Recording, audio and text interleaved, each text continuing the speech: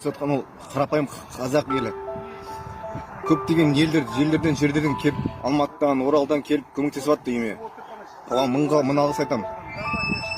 Ал міне тұрған Астанадан, міне тұрған Малиновкаға келе алмай жатсыздар. Сіздерді түсінбеймін. Осылай жата бересіздер ма? Ертең 1-2 жылда бұл деген қазақ халқын жояды ғой.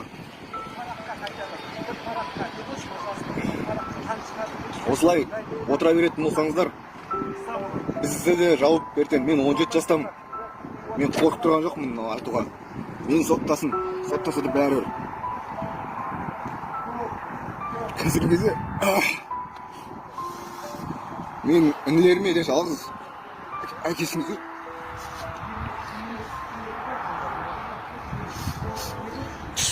сағынады. Мамам күйеуін сағынады.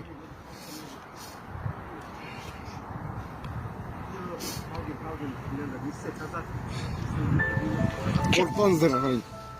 Шығыңыздар. Мына билікті жойық.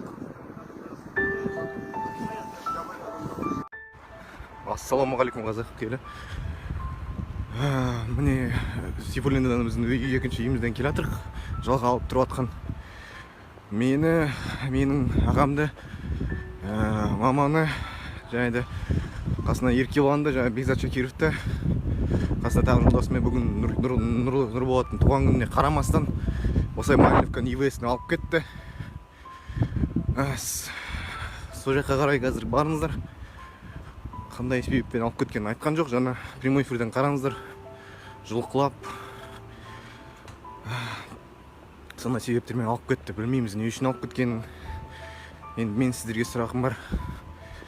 Қалай ғана сіздер менің әкемнің атын атап осылай мақтанып жүрсіздер? Осындай заңсыздықтарды қарап отырсыздар. Осылай жүрейік онда. Әрбіреудің құлы болып, кейбір адамдардың айтқан ойынша закон олар. Жүрейік онда осылай сорлап. Сіздер оның атын айтпай қойыңыздар ғой, батыр деп. Өздеріңіз диванның үстінде жататын болсаңыздар, көтере алмай аяқтарыңыз созып қойып. Сіздерге айтарым сол. Неде бір ренжісеңіздер де, ренжімесеңіздер, осы айтылған сөз қатты болсын да, болмаса да айтарым осы сіздерге.